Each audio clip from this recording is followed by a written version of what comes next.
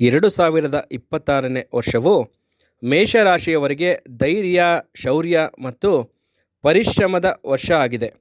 ಶನಿದೇವರು ನಿಮ್ಮ ರಾಶಿಯಿಂದ 12ನೇ ಮನೆಗೆ ಪ್ರವೇಶ ಪಡೆಯುವುದರಿಂದ ಸಾಡೆ ಸಾತಿಯ ಮೊದಲ ಹಂತ ಆರಂಭವಾಗಲಿದೆ. ಆದರೆ ಗುರು ಮತ್ತು ರಾಹುವಿನ ಶುಭ ದೃಷ್ಟಿಯು ನಿಮ್ಮನ್ನು ರಕ್ಷಿಸಲಿದೆ. ಇನ್ನು ವೃತ್ತಿ ಮತ್ತು ಉದ್ಯೋಗದ ಆದಿ ಬಗ್ಗೆ ನೋಡೋದಾದರೆ, ಮೇಷರಾಶಿಯವರಿಗೆ ವೃತ್ತಿ ಜೀವನದಲ್ಲಿ ಈ ವರ್ಷ ಹೊಸ ಆರಂಭದ ಮುನ್ಸೂಚನೆ ನೀಡುತ್ತಿದೆ. ವರ್ಷದ ಮೊದಲ ಭಾಗದಲ್ಲಿ ಕೆಲಸದಲ್ಲಿ ಹೆಚ್ಚಿನ ಒತ್ತಡ ಮತ್ತು ಸವಾಲುಗಳು ಎದುರಾಗಬಹುದು. ಶನಿಯ ಪ್ರಭಾವದಿಂದ ನಿಮ್ಮ ಜವಾಬ್ದಾರಿಗಳು ದ್ವಿಗುಣ ಆಗಲಿದೆ. ಮೇಲಾಧಿಕಾರಿಗಳೊಂದಿಗೆ ಸಮಾಲೋಚನೆ ನಡೆಸುವಾಗ ಸಂಯಮದಿಂದ ವರ್ತಿಸಿ. ಏಪ್ರಿಲ್ ನಂತರ ಉದ್ಯೋಗದಲ್ಲಿ ಬಡ್ತಿ ಅಥವಾ ಸಂಬಳದ ಹೆಚ್ಚಳದ ಸೂಚನೆಗಳು ಕಂಡುಬರ್ತಾ ಇದೆ. ನಿರುದ್ಯೋಗಿಗಳಿಗೆ ಜೂನ್ ನಂತರ ಪ್ರತಿಷ್ಠಿತ ಸಂಸ್ಥೆಗಳಲ್ಲಿ ಕೆಲಸ ಸಿಗುವ ಯೋಗವಿದೆ. ಸರ್ಕಾರಿ ಕೆಲಸಕ್ಕಾಗಿ ಕಾಯುತ್ತಿರುವವರಿಗೆ ಈ ವರ್ಷ ಸಕಾರಾತ್ಮಕ ಫಲಿತಾಂಶ ದೊರೆಯಲಿದೆ. ವಿದೇಶದಲ್ಲಿ ಕೆಲಸ ಮಾಡಲು ಇಚ್ಛಿಸುವವರ ಪ್ರಯತ್ನಗಳು ಸಫಲ ಆಗಲಿದೆ. ಕಲೆ, ಕ್ರೀಡೆ ಮತ್ತು ಮಾಧ್ಯಮ ಕ್ಷೇತ್ರದಲ್ಲಿ ಇರುವವರಿಗೆ ಹೆಚ್ಚಿನ ಜನಪ್ರಿಯತೆ ಸಿಗಲಿದೆ. ಕೆಲಸದ ಸ್ಥಳದಲ್ಲಿ ಶತ್ರುಗಳ ಸಂಚಿನ ಬಗ್ಗೆ ಜಾಗರೂಕರಾಗಿರುವುದು ಅವಶ್ಯಕ. ಆರ್ಥಿಕ ಸ್ಥಿತಿ ಮತ್ತು ಹಣಕಾಸಿನ ವಿಷಯದಲ್ಲಿ ಆರ್ಥಿಕವಾಗಿ ಈ ವರ್ಷ ಮಿಶ್ರ ಫಲಗಳನ್ನು ತಂದುಕೊಡಲಿದೆ. ಆದಾಯದ ಮೂಲಗಳು ಹೆಚ್ಚಿದ್ದರೂ ಖರ್ಚುಗಳ ಮೇಲೆ ನಿಯಂತ್ರಣ ಇರಲಿ. ಹಳೆಯ ಹೂಡಿಕೆಗಳಿಂದ ಈ ವರ್ಷ ಉತ್ತಮ ಲಾಭವನ್ನು ನಿರೀಕ್ಷಿಸಬಹುದು. ಸಾಡೆ ಸಾತಿ ಪ್ರಭಾವದಿಂದ ಅನಿರೀಕ್ಷಿತ ಖರ್ಚುಗಳು ಎದುರಾಗಬಹುದು. ಆಸ್ತಿ ಖರೀದಿ ಅಥವಾ ಮನೆ ನವೀಕರಣಕ್ಕಾಗಿ ಹಣ ವ್ಯಯಿಸುವ ಸಾಧ್ಯತೆ ಇದೆ. ಷೇರು ಮಾರುಕಟ್ಟೆಯಲ್ಲಿ ಹಣ ಹೂಡುವ ಮುನ್ನ ಪರಿಣಿತರ ಸಲಹೆ ಪಡೆಯಿರಿ. ಸಾಲ ನೀಡುವ ಅಥವಾ ಸಾಲ ಪಡೆಯುವ ವ್ಯವಹಾರಗಳಿಂದ ದೂರ ಇರುವುದು ಉತ್ತಮ. ಜೂನ್ ನಂತರ ಪಿತೃಪಕ್ಷದ ಆಸ್ತಿಯಿಂದ ಧನಲಾಭ ಆಗುವ ಯೋಗವಿದೆ. ನಿಮ್ಮ ಬ್ಯಾಂಕ್ ಉಳಿತಾಯವನ್ನು ಹೆಚ್ಚಿಸಲು ಈ ವರ್ಷ ಶ್ರಮಿಸುತ್ತೀರಿ. ಲಾಟರಿ ಅಥವಾ ಜೂಜಿನಂತಹ ಅನಿರೀಕ್ಷಿತ ಲಾಭದ ಆಸೆ ಬೇಡ. ಇನ್ನು ಕುಟುಂಬ ಮತ್ತು ಸಾಮಾಜಿಕ ಜೀವನದ ಬಗ್ಗೆ ತಿಳಿಯೋದಾದರೆ, ಕುಟುಂಬದಲ್ಲಿ ಈ ವರ್ಷ ಸಾಮರಸ್ಯದ ವಾತಾವರಣ ಇರಲಿದೆ. ತಂದೆ ಅವರ ಮಾರ್ಗದರ್ಶನವು ನಿಮ್ಮ ಜೀವನಕ್ಕೆ ಹೊಸ ತಿರುವು ನೀಡಲಿದೆ.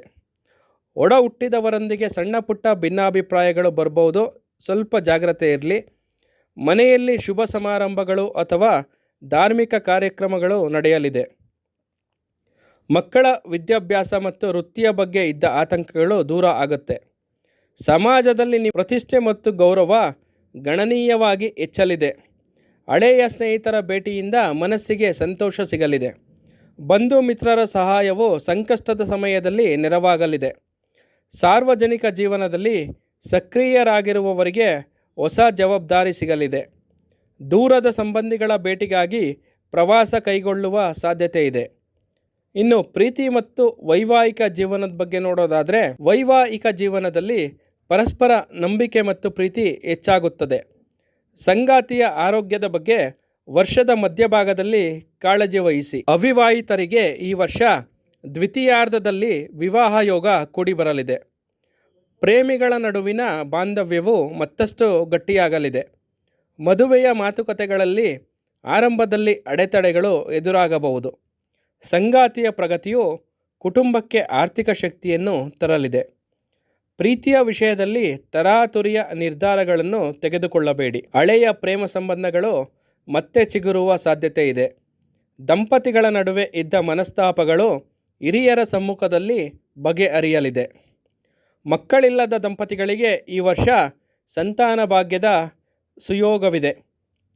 ಇನ್ನು ಆರೋಗ್ಯ ಮತ್ತು ದೈಹಿಕ ಸ್ಥಿತಿ ನೋಡೋದಾದರೆ, ಆರೋಗ್ಯದ ದೃಷ್ಟಿಯಿಂದ ಈ ವರ್ಷ ಸ್ವಲ್ಪ ಏರಿಳಿತಗಳಾಗುತ್ತೆ. ಸಾಡೆ ಸಾತಿಯಿಂದ ಮಾನಸಿಕ ಒತ್ತಡ ಅಥವಾ ಆತಂಕ ಕಾಡಬಹುದು. ಕಣ್ಣು, ಕಿವಿ ಅಥವಾ ಪಾದಗಳಿಗೆ ಸಂಬಂಧಿಸಿದ ಸಮಸ್ಯೆಗಳ ಬಗ್ಗೆ ಎಚ್ಚರ ಇರಲಿ. ಹೊರಗಿನ ಆಹಾರ ಸೇವನೆಯಿಂದ ಉದರ ಸಂಬಂಧಿ ತೊಂದರೆಗಳು ಬರಬಹುದು. ಪ್ರತಿದಿನ ಯೋಗ ಮತ್ತು ಧ್ಯಾನ ಮಾಡೋದ್ರಿಂದ ಮಾನಸಿಕ ಶಾಂತಿ ಸಿಗಲಿದೆ. ಹಿರಿಯರು ರಕ್ತದೊತ್ತಡ ಮತ್ತು ಸಕ್ಕರೆ ಕಾಯಿಲೆಯ ಬಗ್ಗೆ ಜಾಗರೂಕರಾಗಿರಬೇಕು. ವಾಹನ ಚಾಲನೆ ಮಾಡುವಾಗ ಅತಿ ವೇಗ ಮತ್ತು ನಿರ್ಲಕ್ಷ್ಯ ಬೇಡ. ನಿದ್ರಾಹೀನತೆಯ ಸಮಸ್ಯೆ ಕಂಡುಬಂದರೆ ತಕ್ಷಣ ವೈದ್ಯರನ್ನು ಸಂಪರ್ಕಿಸಿ. ಶನಿ ಪ್ರಭಾವದಿಂದ ಆಲಸ್ಯ ನಿಮ್ಮನ್ನು ಆವರಿಸಬಹುದು. ಕ್ರಿಯಾಶೀಲರಾಗಿರಿ. ವ್ಯಾಯಾಮಕ್ಕಾಗಿ ದಿನದ ಸ್ವಲ್ಪ ಸಮಯವನ್ನು ಮೀಸಲಿಡುವುದು ಅವಶ್ಯಕ. ಇನ್ನು ಶಿಕ್ಷಣ ಮತ್ತು ವಿದ್ಯಾರ್ಥಿಗಳ ಭವಿಷ್ಯ ನೋಡೋದಾದರೆ, ವಿದ್ಯಾರ್ಥಿಗಳಿಗೆ ಈ ವರ್ಷ ಅತೀವ ಶ್ರಮದ ಅಗತ್ಯವಿದೆ. ಏಕಾಗ್ರತೆಯ ಕೊರತೆ ಉಂಟಾಗುವ ಸಂಭವ ಇದೆ. ಮೊಬೈಲ್ ಬಳಸೋದನ್ನು ಕಡಿಮೆ ಮಾಡಿ. ಸ್ಪರ್ಧಾತ್ಮಕ ಪರೀಕ್ಷೆಗಳಲ್ಲಿ ಯಶಸ್ಸು ಪಡೆಯಲು ಯೋಜಿತ ಅಧ್ಯಯನ ಬೇಕು. ಉನ್ನತ ಶಿಕ್ಷಣಕ್ಕಾಗಿ ವಿದೇಶಕ್ಕೆ ಹೋಗುವ ಕನಸು ನನಸಾಗಲಿದೆ. ಶಿಕ್ಷಕರಿಂದ ಮತ್ತು ಮಾರ್ಗದರ್ಶಕರಿಂದ ಉತ್ತಮ ಪ್ರೋತ್ಸಾಹ ಸಿಗಲಿದೆ. ತಾಂತ್ರಿಕ ಮತ್ತು ವೈದ್ಯಕೀಯ ವಿದ್ಯಾರ್ಥಿಗಳಿಗೆ ಉತ್ತಮ ಪ್ರಗತಿ ಇದೆ. ಸಂಶೋಧನಾ ಕ್ಷೇತ್ರದಲ್ಲಿ ಇರುವವರಿಗೆ ಈ ವರ್ಷ ಹೊಸ ಆವಿಷ್ಕಾರದ ಯೋಗವಿದೆ. ವಿದ್ಯಾರ್ಥಿ ವೇತನ ಅಥವಾ ಆರ್ಥಿಕ ಸಹಾಯಕ್ಕಾಗಿ ನಡೆಸಿದ ಪ್ರಯತ್ನ ಯಶಸ್ವಿಯಾಗತ್ತೆ. ಪರೀಕ್ಷೆಯ ಸಮಯದಲ್ಲಿ ಆರೋಗ್ಯ ಹದಗೆಡದಂತೆ ಎಚ್ಚರಿಕೆ ವಹಿಸಿ. ಆಲಸ್ಯವನ್ನು ತೊರೆದರೆ ಮಾತ್ರ ಶೈಕ್ಷಣಿಕ ಗುರಿಯನ್ನು ತಲುಪಲು ಸಾಧ್ಯ. ಇನ್ನು ಬಿಸ್ನೆಸ್ ಬಗ್ಗೆ ಅಂದರೆ ವ್ಯಾಪಾರ ಮತ್ತು ವ್ಯವಹಾರದ ಬಗ್ಗೆ ನೋಡೋದಾದರೆ, ವ್ಯಾಪಾರಸ್ಥರಿಗೆ ಈ ವರ್ಷ ಸಮಾಧಾನಕರ ಲಾಭ ಸಿಗಲಿದೆ. ಹೊಸ ಹೂಡಿಕೆ ಮಾಡುವಾಗ ಎಚ್ಚರದಿಂದ ಹೂಡಿಕೆ ಮಾಡಿ. ಕಬ್ಬಿಣ, ಪೆಟ್ರೋಲಿಯಂ ಮತ್ತು ಹಾರ್ಡ್ವೇರ್ ವ್ಯವಹಾರದಲ್ಲಿ ಇರುವವರಿಗೆ ಲಾಭವಿದೆ. ವ್ಯಾಪಾರದಲ್ಲಿ ಪಾಲುದಾರರೊಂದಿಗೆ ಪಾರದರ್ಶಕತೆ ಕಾಪಾಡಿಕೊಳ್ಳಿ. ಹೊಸ ಗ್ರಾಹಕರನ್ನು ಸೆಳೆಯಲು ಜಾಹೀರಾತು ಪ್ರಕ್ರಿಯೆ ನಿಮಗೆ ನೆರವಾಗುತ್ತೆ ಈ ಸಲ. ಸರ್ಕಾರಿ ಗುತ್ತಿಗೆ ಕೆಲಸಗಳಲ್ಲಿ ಇರುವವರಿಗೆ ಹೆಚ್ಚಿನ ಲಾಭ ಸಿಗಲಿದೆ. ಶತ್ರುಗಳು ನಿಮ್ಮ ವ್ಯಾಪಾರಕ್ಕೆ ಅಡ್ಡಿಪಡಿಸಲು ಪ್ರಯತ್ನ ಮಾಡಬಹುದು. ವ್ಯಾಪಾರದ ವಿಸ್ತರಣೆಗಾಗಿ ಬ್ಯಾಂಕ್ ಸಾಲ ದೊರೆಯುವ ಸಾಧ್ಯತೆ ಇದೆ.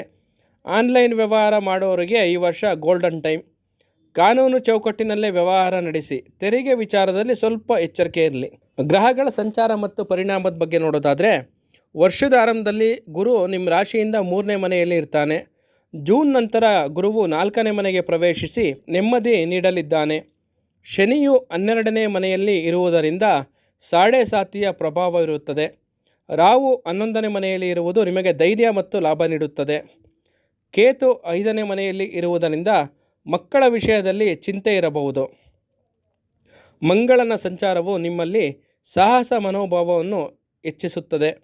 ಶುಕ್ರನ ಶುಭದೃಷ್ಟಿಯು ಭೌತಿಕ ಸುಖ ಸೌಲಭ್ಯಗಳನ್ನು ತಂದುಕೊಡಲಿದೆ. ಬುಧನ ಚಲನೆಯು ನಿಮ್ಮ ಸಂವಹನ ಕಲೆ ಮತ್ತು ಬುದ್ಧಿವಂತಿಕೆಯನ್ನು ಹೆಚ್ಚಿಸುತ್ತದೆ. ಗ್ರಹಗಳ ಬದಲಾವಣೆಯು ನಿಮ್ಮ ವ್ಯಕ್ತಿತ್ವದಲ್ಲಿ ಪ್ರೌಢತೆಯನ್ನು ತರುತ್ತದೆ. ಸಾಡೆ ಸಾತಿ ಕಾಲದಲ್ಲಿ ಧರ್ಮದ ಹಾದಿಯಲ್ಲಿ ನಡೆಯುವುದು ಮುಖ್ಯ. ಇನ್ನು ನಿಮ್ಮ ಆತ್ಮವಿಶ್ವಾಸದ ಬಗ್ಗೆ ಹೇಳೋದಾದರೆ, ಈ ವರ್ಷ ನೀವು ಆಧ್ಯಾತ್ಮದ ಕಡೆಗೆ ಹೆಚ್ಚಿನ ಒಲವು ತೋರುತ್ತೀರಿ. ಪವಿತ್ರ ಕ್ಷೇತ್ರಗಳ ದರ್ಶನವು ಮನಸ್ಸಿಗೆ ನೆಮ್ಮದಿ ನೀಡಲಿದೆ. ಆತ್ಮವಿಶ್ವಾಸವು ನಿಮ್ಮನ್ನು ಎಂತಹ ಕಷ್ಟದಿಂದಲೂ ಪಾರು ಮಾಡುತ್ತದೆ. ದಾನ ಧರ್ಮದ ಕೆಲಸಗಳಲ್ಲಿ ಭಾಗಿಯಾಗಲು ಆಸಕ್ತಿ ತೋರುತ್ತೀರಿ. ಸಮಾಜ ಸೇವೆಯ ಮೂಲಕ ಮಾನಸಿಕ ತೃಪ್ತಿ ಕಾಣುತ್ತೀರಿ. ನಿಮ್ಮ ದೃಢ ನಿರ್ಧಾರಗಳು ಬೇರೆಯವರಿಗೆ ಮಾದರಿಯಾಗತ್ತೆ. ಗುಪ್ತ ಶತ್ರುಗಳ ಬಗ್ಗೆ ನಿಮ್ಮ ಅಂತಃಪ್ರಜ್ಞೆಯು ಎಚ್ಚರಿಸಲಿದೆ. ಧ್ಯಾನವು ನಿಮ್ಮ ಮಾನಸಿಕ ಶಕ್ತಿಯನ್ನು ವೃದ್ಧಿಸುತ್ತದೆ. ಮನೆಯಲ್ಲಿ ಪೂಜೆ ಪುನಸ್ಕಾರಗಳ ಸಂಘಟನೆಗೆ ಮುಂದಾಗುತ್ತೀರಿ. ಭವಿಷ್ಯದ ಬಗ್ಗೆ ಸ್ಪಷ್ಟವಾದ ಗುರಿ ಮತ್ತು ಹಾದಿಯನ್ನು ಕಂಡುಕೊಳ್ಳುತ್ತೀರಿ. ಇದಕ್ಕೆ ಇನ್ನು ಮುನ್ನೆಚ್ಚರಿಕೆ ಮತ್ತು ಪರಿಹಾರ ಏನಪ್ಪ ಅಂತ ಹೇಳಿದ್ರೆ, ಶನಿ ಸಾಡೆ ಸಾತಿ ಇರುವುದರಿಂದ ಯಾರಿಗೂ ಜವಾಬ್ದಾರಿ ತೆಗೆದುಕೊಳ್ಳಬೇಡಿ. ಕಾನೂನು ಸಮಸ್ಯೆಗಳಲ್ಲಿ ಸಿಲುಕದಂತೆ ಎಚ್ಚರಿಕೆ ವಹಿಸಿ. ಅನಗತ್ಯ ವಾಗ್ವಾದಗಳಿಂದ ದೂರ ಇರಿ. ಮೌನವೇ ಶ್ರೇಷ್ಠ. ಪ್ರತಿಯೊಂದು ಕೆಲಸವನ್ನು ಯೋಜನೆಯಂತೆ ಸಮಯಕ್ಕೆ ಮುಂಚಿತವಾಗಿ ಮುಗಿಸಿ. ಸಾಲ ನೀಡುವಾಗ ಲಿಖಿತ ದಾಖಲೆಗಳನ್ನು ಇಟ್ಟುಕೊಳ್ಳಿ. ಇದಕ್ಕೆ ಪರಿಹಾರ ಏನಪ್ಪ ಅಂದರೆ, ಪ್ರತಿ ಶನಿವಾರ ಶನಿದೇವರಿಗೆ ಎಳ್ಳೆಣ್ಣೆನ ಹಚ್ಚಿ ಇಲ್ಲ ಹನುಮಾನ್ ಚಾಲಿಸ್ನ ಪಠನೆ ಮಾಡಿ. ಇದು ನಿಮ್ಮನ್ನು ಸಂಕಷ್ಟಗಳಿಂದ ದೂರ ಮಾಡುತ್ತೆ. ಕೆಂಪು ಬಣ್ಣದ ಬಟ್ಟೆ ಮತ್ತು ಕೆಂಪು ಹೂವುಗಳನ್ನು ಪೂಜೆಗೆ ಬಳಸಿ. ಬಡವರಿಗೆ ಆಹಾರ ಅಥವಾ ಕಪ್ಪು ಬಟ್ಟೆಯನ್ನು ದಾನ ಮಾಡಿ. ಒಟ್ಟಾರೆಯಾಗಿ 2026 ಸಂಯಮ ಮತ್ತು ಶ್ರಮದಿಂದ ಯಶಸ್ಸು ಕಾಣುವ ವರ್ಷವಾಗಿದೆ.